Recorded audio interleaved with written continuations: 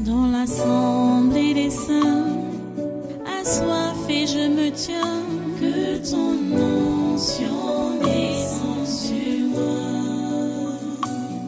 Conscient que mon destin est dans le creux de ta main, que ton onction descende sur moi. Je suis disposé, assoiffé, que ton onction descende sur moi. Je suis disposé, assoiffé,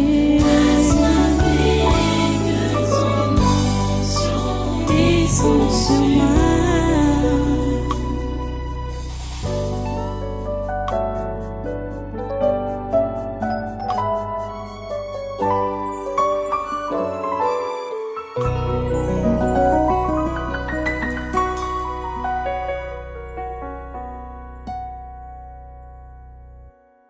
Fais du bien.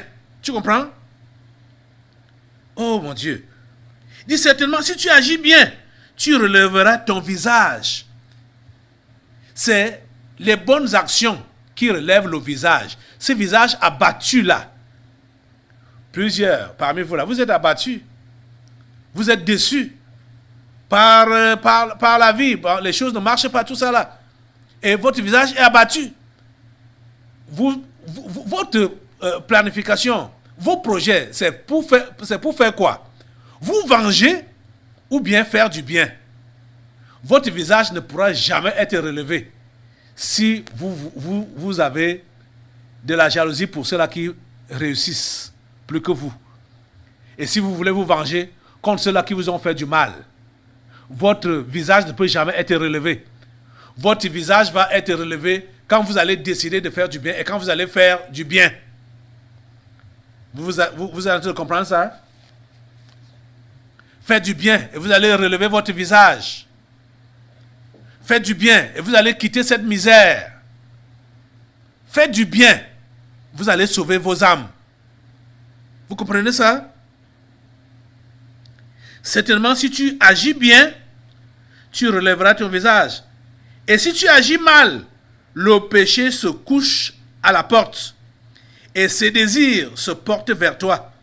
Mais toi, domine sur lui. Alléluia. Mais toi, domine sur lui. Vous savez que tout ce qui est mauvais est animé par les anges déchus, les démons de l'enfer. Quand Dieu parlait donc à Caïn de dominer sur le péché, c'était pour qu'il puisse dominer sur le démon du meurtre. Dieu nous a donné la domination. Je vais relire ça, Genèse chapitre 1 là. Dieu a donné la domination à l'homme, sur toute la création. Genèse chapitre 1, verset 26, à partir du verset 26.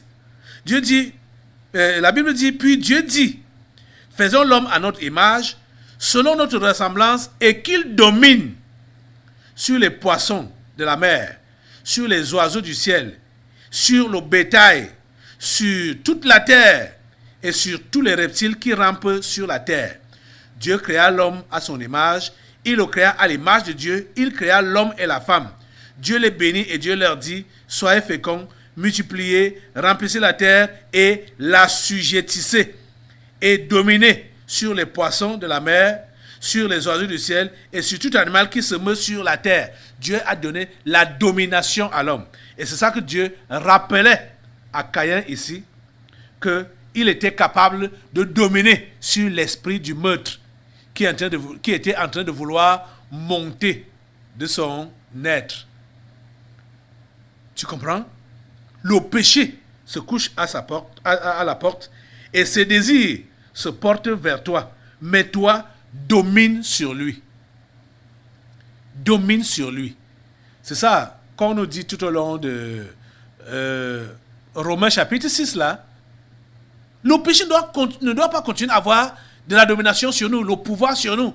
C'est nous qui devons dominer sur lui. Aucune mauvaise habitude ne doit avoir la domination sur toi. J'ai dit aucune mauvaise habitude. Que ce soit fumer, boire, forniquer, voler, nommer. rien de ces choses-là ne doit avoir la domination sur toi. Dieu dit que ces choses-là portent leur regard sur toi. Ça te tente, c'est couché à ta porte. C'est couché à ta porte. Mais tu as la capacité de dominer sur ça. Tu as la capacité de dominer sur ça. Tu as la capacité de dire, je ne vous accueille pas. Je ne fais pas ça. Je refuse. Parce que tu sais qui tu es. Tu sais que tu es le représentant de Dieu. La représentation de Dieu sur la terre. Et que tu as une mission. Tu vas refuser tout ce que le péché va te proposer. Le péché se couche à la porte. Et il est là, à la porte de ton cœur. Pour te faire des propositions.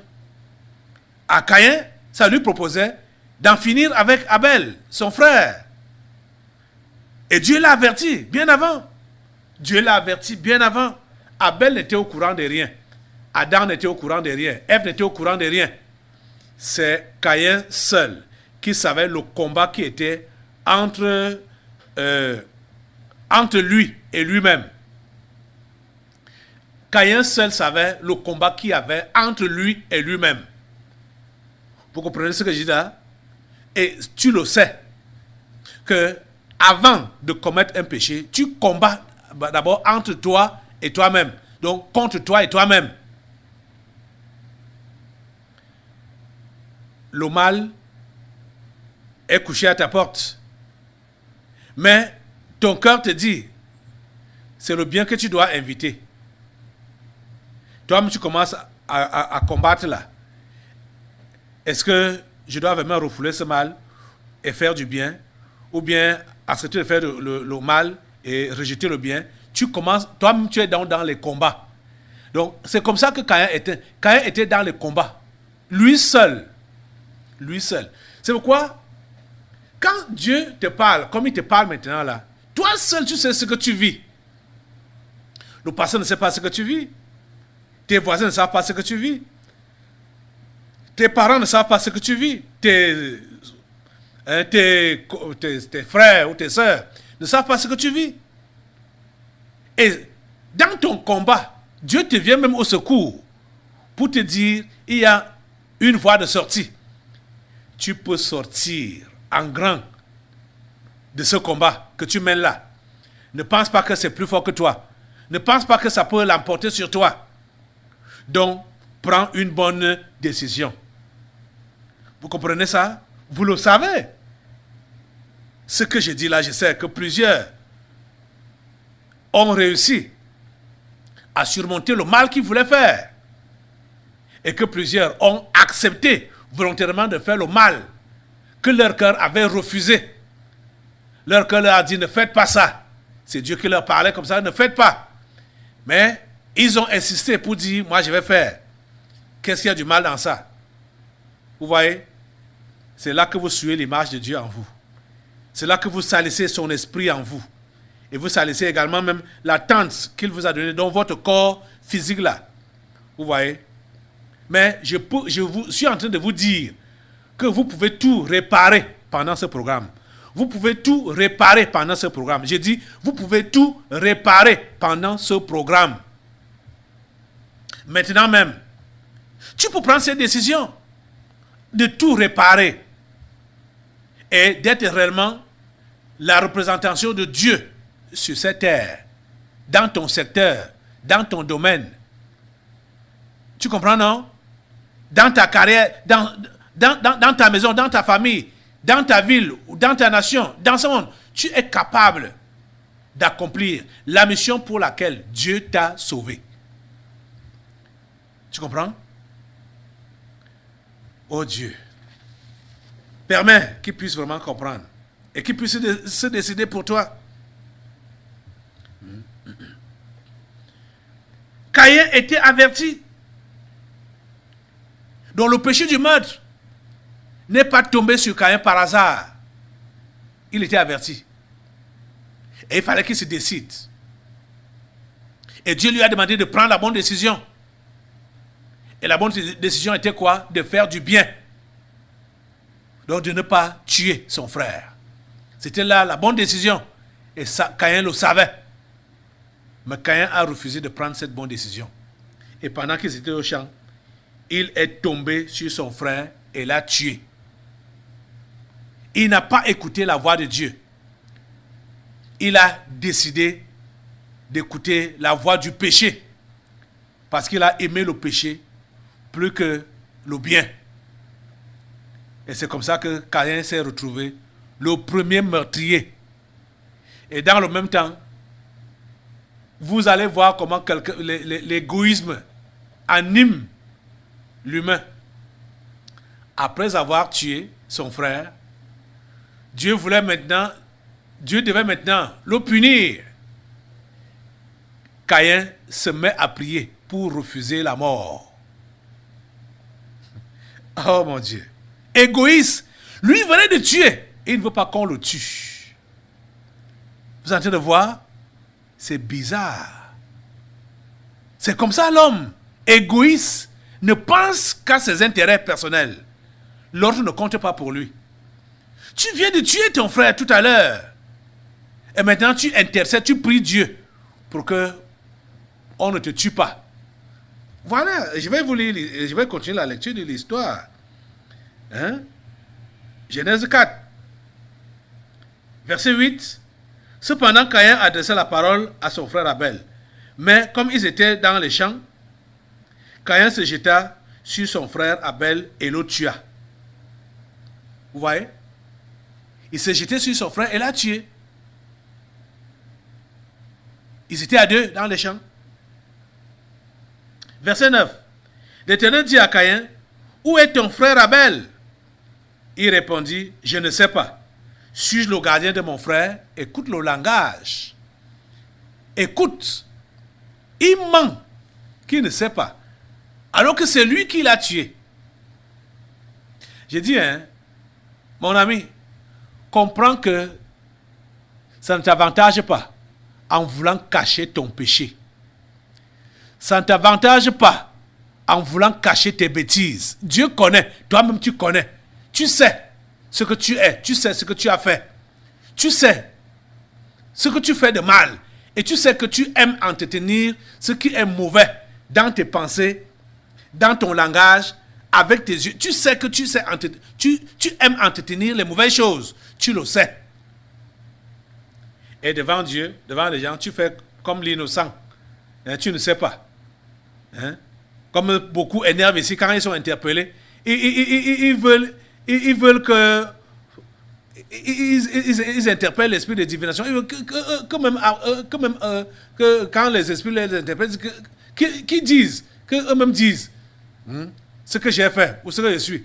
On dirait qu'ils ignorent ce qu'est leur cœur et ce qu'ils sont. On dirait qu'ils ignorent. Vous voyez, vous n'êtes pas le premier. Vous n'êtes pas le premier à avoir ce genre d'attitude. Voilà le premier meurtrier. Voilà son comportement. Et c'est ça qui vous caractérise aussi. Vous êtes dans le péché, on vous reprend que vous êtes dans le péché. Vous êtes je ne connais pas. Vous dites, je ne connais pas. Vous voyez? Caïn dit, je ne sais pas. Où est ton frère? Dit, je ne sais pas. Suis-je le gardien de mon frère? Vous voyez ça?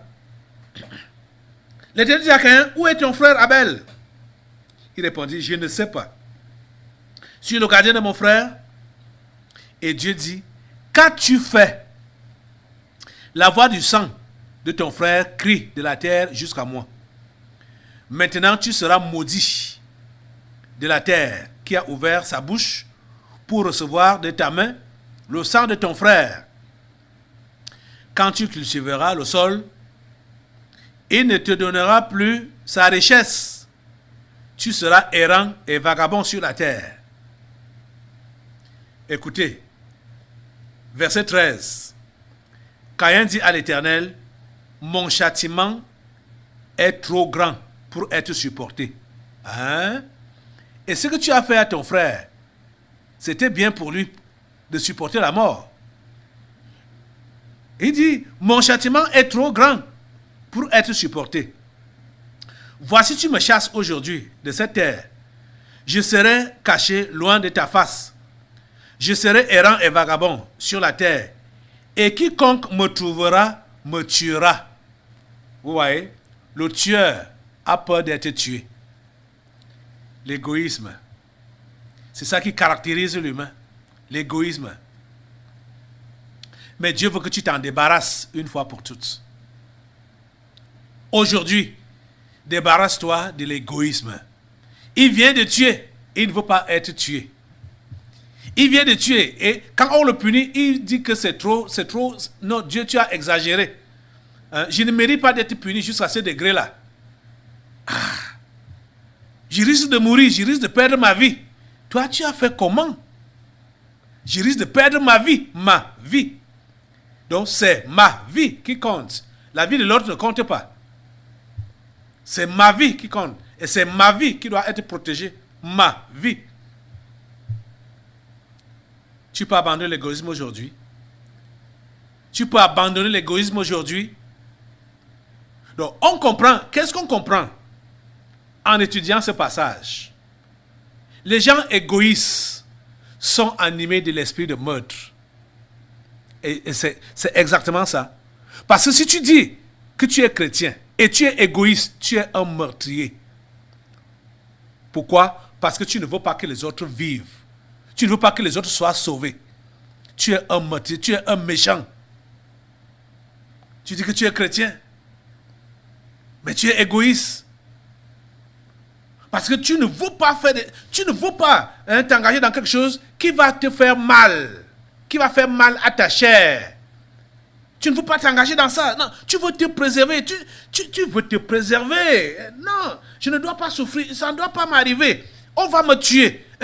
Mon châtiment est grand. On va me tuer. Quand on va me voir, on va me tuer. On va me faire souffrir. Non. Je préserve ma vie. Je préfère préserver ma vie. Tu es un égoïste. Tu es un égoïste. Et en tant qu'égoïste, tu es un meurtrier. Parce que tu veux que les autres meurent. Pourvu que ta vie à toi soit préservée, sauvée. Tu es un égoïste. Tu comprends ça? Quitte cet état aujourd'hui. Ce n'est pas cette image-là que Dieu a mis en toi. Ce n'est pas cette image-là. Ce n'est pas ça la ressemblance de Dieu. Être à la ressemblance de Dieu, être à l'image de Dieu, c'est avoir son cœur. Et la Bible nous dit que Dieu est amour. Dieu n'a pas de l'amour, mais Dieu est amour. Et l'amour vient au secours. L'amour aide. L'amour n'est pas égoïste. L'amour n'est pas égoïste. L'amour est altruiste. C'est porter vers l'autre pour aider, pour secourir, pour sauver, pour soutenir. Voilà l'amour. Et c'est ça, la nature de Dieu. Dieu est amour. Il t'a fait à son image. C'est pour que tu sois aussi amour. Que tu secours l'autre qui est en danger. Que tu sauves l'autre qui est en train de périr. Quel que soit ce que cela peut te coûter. Et c'est ça que Dieu a démontré en envoyant Jésus qui a livré sa propre vie pour sauver des pécheurs. Les gens qui ne méritaient pas d'être sauvés. Comme toi et moi. On ne méritait pas d'être sauvés. Mais Jésus est venu mourir pour nous. Voilà la démonstration de l'amour. Et c'est ça qu'il nous demande d'avoir.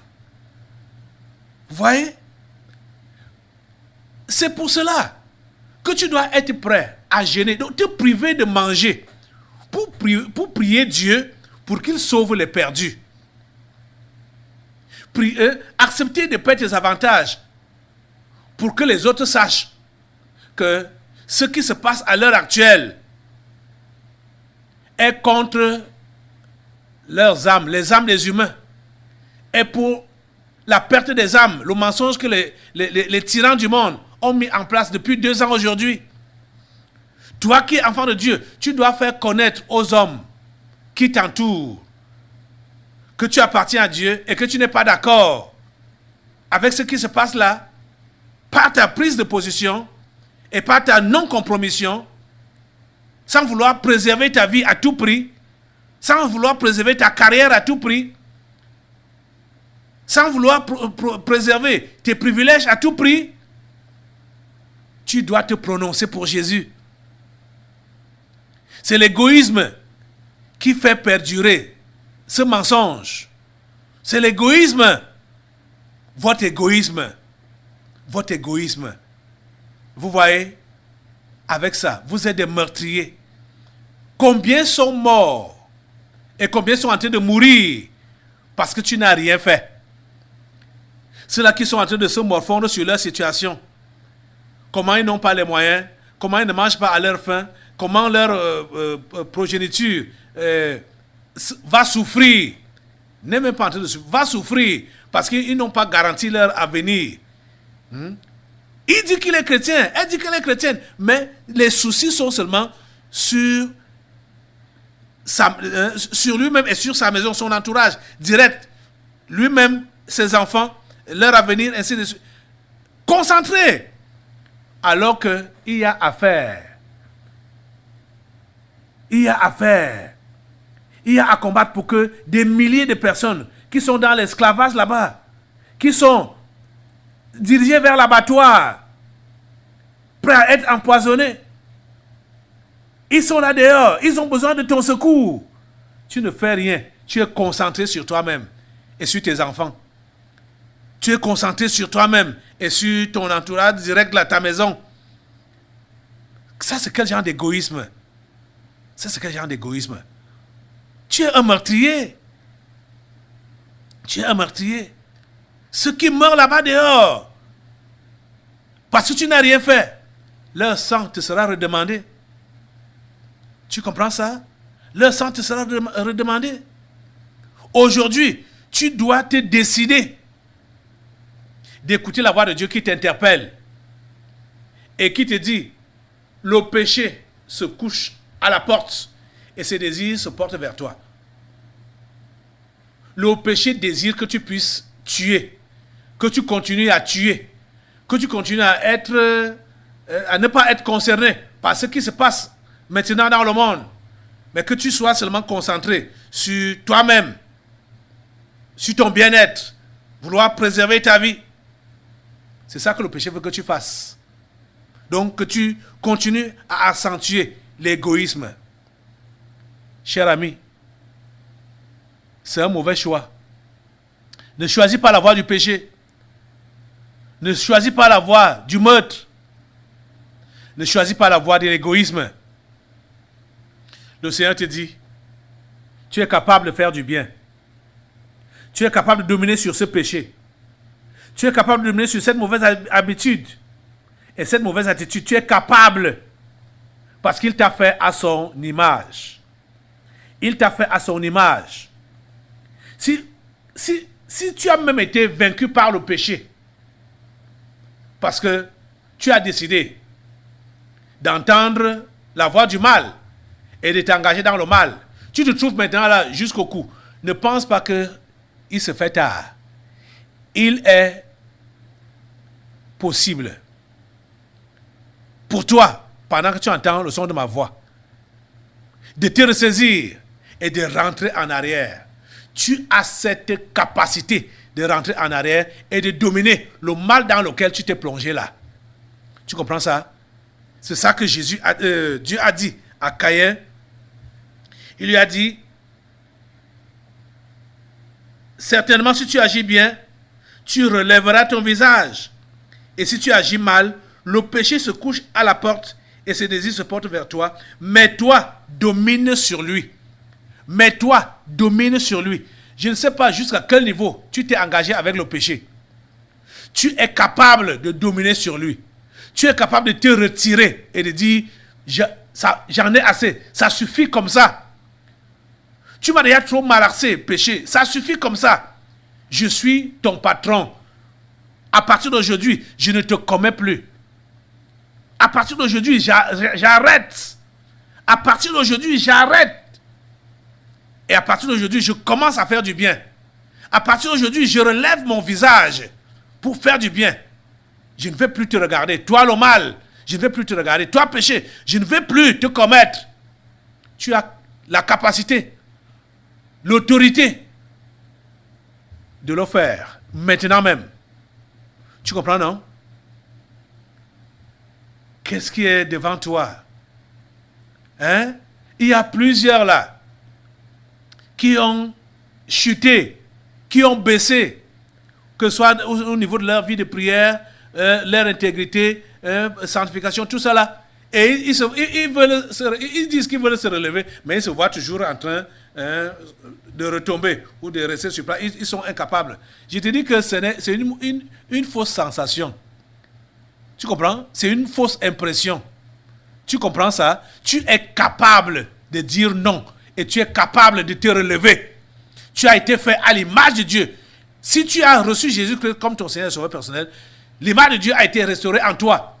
Si cette image a été maintenant salie par ton concours, parce qu'avec ton concours, avec ton consentement, tu peux également maintenant décider de te retirer du mal dans lequel tu t'es plongé et de faire le bien. Je dis maintenant, tu as la capacité, c'est Dieu qui te parle. Il dit que maintenant là, domine sur ce péché. Domine sur ce mal. Lève-toi, domine. Ne continue plus à être esclave, ne continue pas à te faire malmener par le mal. Tu as été fait à l'image de Dieu, comprends ça? Tu as été fait à l'image de Dieu. Ne continue plus à te faire malmener par le péché. Ne continue plus. Décide-toi maintenant. Lève-toi, révolte-toi maintenant. Lève-toi sur tes deux pieds maintenant et révolte-toi. Dis, j'en ai assez. Ça suffit comme ça. Toi, péché, tu quittes ma vie. Je domine sur toi à partir d'aujourd'hui. Je ne veux plus t'obéir. Je ne veux plus te pratiquer. À partir de maintenant, je refuse. Je suis l'enfant de Dieu. Je suis fait à l'image de Dieu. Je vais accomplir le plan de Dieu dans ma vie pendant ma génération. Dès cet instant, dès maintenant, prends cette décision-là au nom de Jésus. Tu comprends ça? Prends cette décision, prie. Sois en train de prier. Sois en train de prier. Dieu a fait de toi un dominateur. Oh mon Dieu. Comment est-ce que les choses vulgaires vont dominer sur toi? Comment est-ce que ce sont les esprits d'animaux qui vont dominer sur toi? Comment est-ce qu'un esprit de chien va dominer sur toi? Fornication à gauche, fornication à droite. Hein? Alors que Dieu a fait de toi le patron de ces choses-là. Comment un esprit d'animal va dominer sur toi? Un esprit de lion, un esprit de panthère va dominer sur toi? Méchanceté à gauche, méchanceté à droite. Ça, c'est quoi ça? Alors que tu es le patron de ces choses-là, ne te laisse pas dominer par ces animaux. Ne te laisse pas dominer par ces mauvaises habitudes. Tu es le patron. Lève-toi et dis, c'est fini. Aujourd'hui, je prends la domination sur vous. Aujourd'hui, je récupère mon autorité. Je récupère ma position de Dieu sur vous, de dominateur sur vous, au nom de Jésus. Prends cet engagement-là, maintenant. Proclame. Décide-toi, au nom de Jésus. Merci au Dieu de restaurer tes enfants. Merci au Dieu de restaurer tes enfants. À toi toute la gloire et tout les honneurs. Alléluia. Alléluia. Merci Seigneur pour ta main qui est sur eux. Merci pour ta main qui est sur chacun. Merci pour ta main qui est sur chacun. Merci de relever celui-ci qui est tombé très bas. Celle-ci qui est tombée très bas, qui pensait qu'elle ne peut plus se relever. Merci Seigneur parce que tu le relèves et tu lui donnes de se positionner comme ton représentant sur cette terre et d'accomplir la mission pour laquelle tu l'as sauvé. Cette mission de sauver son âme et de sauver les âmes des autres. Oh Dieu, merci. Parce que tu le débarrasses de l'esprit d'égoïsme et tu permets qu'il soit un sauveur pour les autres qui se perdent. Merci Seigneur parce que tu permets qu'il accomplisse pleinement sa mission sur cette terre. À toi toute la gloire et tous les honneurs. Au nom puissant de Jésus, j'ai prié. Amen.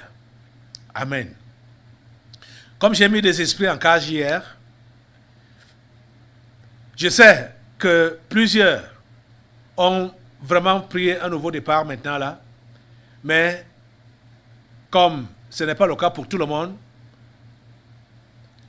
on va procéder aux interpellations de ceux-là qui ont hésité ou qui n'ont pas compris. Je ne peux pas prétendre que tout le monde a compris. Je ne peux pas prétendre que tout le monde a pris la décision. Donc, ces esprits vont procéder aux interpellations et après on va passer aux délivrances prophétiques. Asseyez-vous et restez concentrés. dans la prière, ayant dans votre tête que vous êtes à l'image de Dieu, vous avez été fait à l'image de Dieu, cette image a été restaurée en vous par Jésus-Christ et que rien de mal ne doit vous dominer. C'est vous qui doit dominer sur le mal. Vous avez compris ça? Restez donc dans l'attitude de prière. Je reviens pour les délivrances prophétiques. Dans l'assemblée des saints, assoiffé je me tiens, que ton onction descende sur moi. Conscient que mon destin est dans le creux de ta main, que ton onction descende sur moi. Je suis